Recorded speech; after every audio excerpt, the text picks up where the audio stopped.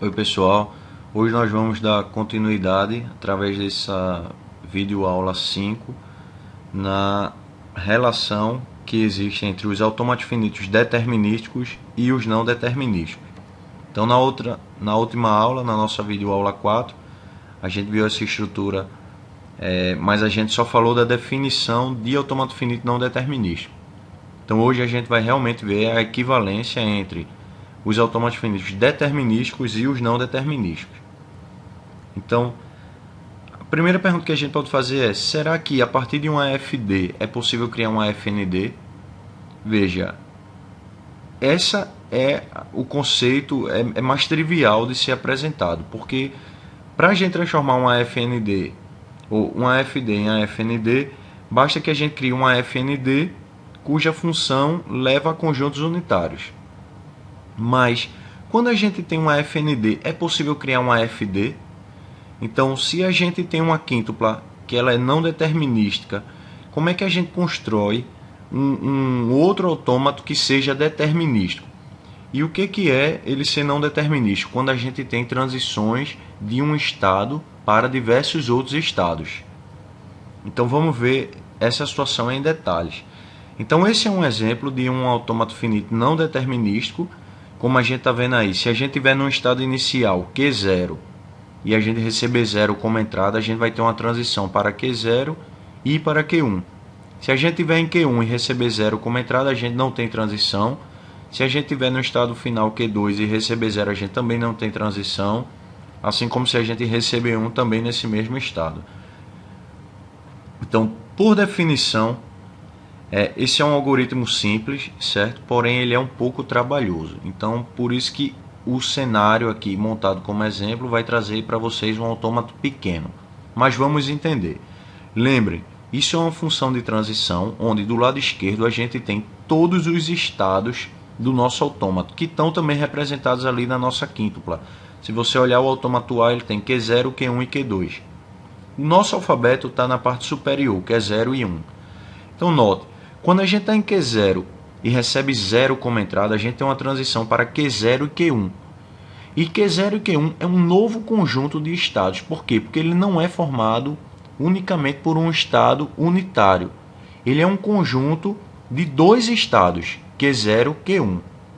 Então, a gente tem que adicionar esse estado, Q0 e Q1.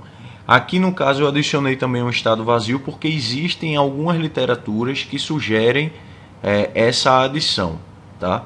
Então, por via das dúvidas, eu estou adicionando aqui. Então a gente tem transições do estado vazio e os estados resultantes da junção de dois ou mais estados de transição. Note, Q0 e Q1 não existia do lado esquerdo no nosso conjunto de estados. Existia individualmente, só que agora eles são representados em conjunto. Q0 e Q1 é um novo conjunto formado pelos dois. Então a gente vai adicionar e vai realizar as transições baseadas nas entradas. Se a gente está em Q0 e recebe 0, a gente tem uma transição para Q0 e Q1. E se a gente está em Q1 e recebe 0, a gente não tem uma transição definida. Então a união da transição do estado Q0 com a união do estado Q1 vai ser a nossa nova transição, que no caso vai ser o que? Q0, Q1. Da mesma forma, quando a gente está em Q0 e recebe 1 como entrada, a gente tem uma transição para Q0. E quando a gente tem Q1, quando a gente está em Q1 e recebe 1 como entrada, a gente tem uma transição para Q2. Então, em Q0, Q1, quando a gente receber 1 como entrada, a gente vai ter justamente a união das transições do estado Q0 juntamente com o estado Q1, que vai resultar num novo conjunto de estados Q0 e Q2. E esse estado Q0 e Q2, se a gente notar, ele não existe também na nossa tabela de transição. Então a gente vai ter que adicionar mais uma vez Q0 e Q2 do nosso lado esquerdo na nossa tabela de transição. Então agora adicionando Q0 e Q2, a gente vai calcular, a gente vai identificar quem são as transições a partir desses estados. Então, como a gente faz isso? Mais uma vez, realizando a união entre os símbolos, entre os estados individuais. Então, Q0 e Q2, a gente vai olhar particularmente para Q0 e Q2 na tabela de transição e vai considerar as entradas individuais de cada um e depois realizar a união, que vai ser o novo conjunto de estados de Q0 e Q2. Então, se a gente está em Q0 e a gente recebe 0 como entrada, a gente vai ter uma transição para Q0 e para Q1. E se a gente está em Q2 e recebe 0 como entrada, a gente não tem uma transição, e ela é vazia. Então, a união de Q0 e Q1 com vazio é o próprio estado Q0 e Q1. Da mesma forma, a gente vai fazer para Q0 e Q2, recebendo 1 como entrada. Então, se a gente está em Q0 e recebe 1 como entrada, a gente vai ter uma transição para Q0. Se a gente está em Q2 e recebe 1 como entrada, a gente não tem uma transição, ela é vazia. Então, a união de Q0 com vazio é um estado Q0. Então, dessa forma, a gente teve agora, dado que a gente está em Q0 e Q2 e recebeu 0 como entrada, a gente vai ter uma transição para Q0 e Q1, que já está listado na nossa função de transição, senão a gente teria que adicioná-lo. E de Q0, Q2, quando recebe 1, a gente tem uma transição para Q0. Q0 é estado de aceitação. Então, todos os estados que tiverem Q2, Q2, então todos os estados que tiverem Q2 também serão estados de aceitação. A gente já viu esse conceito desde a nossa videoaula 3. Por quê? Porque a gente tem um conjunto de estados finais e apenas um estado que é inicial. O estado Q0 permanece como está identificado ali através da seta como estado inicial e ele é único. Então, a gente tem essa tabela, mas será que a gente pode ter alguma simplificação nessa tabela de transição que a gente identificou? Então, uma das técnicas é removendo-se estados inacessíveis. Como a gente identifica isso? Uma técnica é a gente pega cada estado e renomeia para uma letra, para ficar mais fácil a visualização.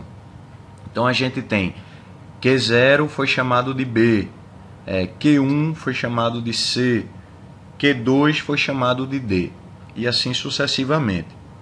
Se a gente reparar no centro da tabela, onde na interseção dos estados com os símbolos de entrada, a gente tem as transições.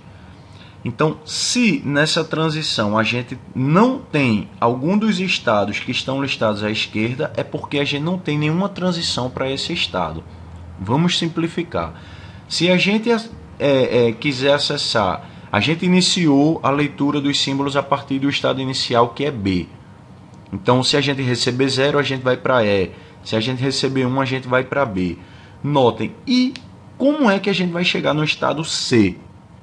Ninguém tem transição a partir de um estado, eu recebendo um símbolo de entrada, de modo que eu consiga acessar o estado C. Então, esse estado ele pode ser removido. E aí, o que acontece? Quando a gente remove, essa linha C, A e D, ela é excluída. A partir desse momento, a gente está vendo, ela era a única linha que acessava D. Então, se a gente remove C, quem é que vai acessar o estado D? Ninguém. Então, a gente também pode fazer a remoção do estado D. E aí a gente tirou a linha C e a linha D.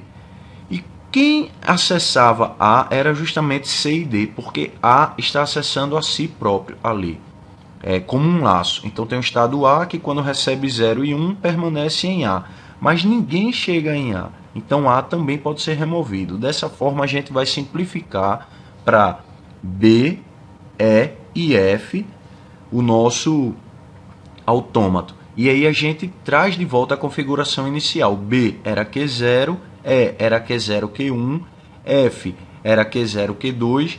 E aí depois disso a gente tem o autômato finito determinístico, que está representado graficamente abaixo. Então, se a gente está em Q0 e recebe 1, a gente permanece em Q0.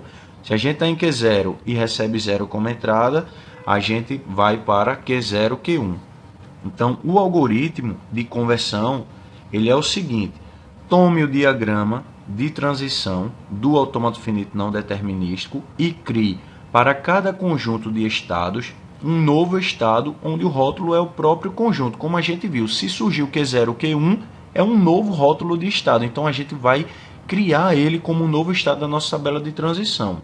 A gente vai completar as transições de cada novo estado, acompanhando o comportamento de cada estado individualmente e tomando a união dos estados acessados. Depois a gente vai adicionar como estados finais aqueles estados que têm como rótulo um estado final. E, por fim, a gente vai eliminar os estados que não são acessados a partir do estado inicial. Pronto. Complete o automata finito determinista da seguinte forma, que do estado do automata finito determinístico são os estados resultantes do passo até este ponto, como a gente já viu. O alfabeto ele não é alterado, ou seja, os símbolos de entrada são os mesmos. A construção do delta já foi feita, porque é a partir dela que a gente gera o AFD, a gente vai gerando os novos estados e novos rótulos e depois simplificando. O estado inicial ele não se altera e os estados finais são a união de todos os estados finais do delta resultante, ou da tabela de transição. Na próxima aula, a gente vai ver em detalhes os automatos finitos não determinísticos com transição epsilon. Eu recomendo fortemente que vocês baixem no meu site exercícios extras e tentem praticar esses conceitos e quaisquer dúvidas que entrem em contato. Bons estudos!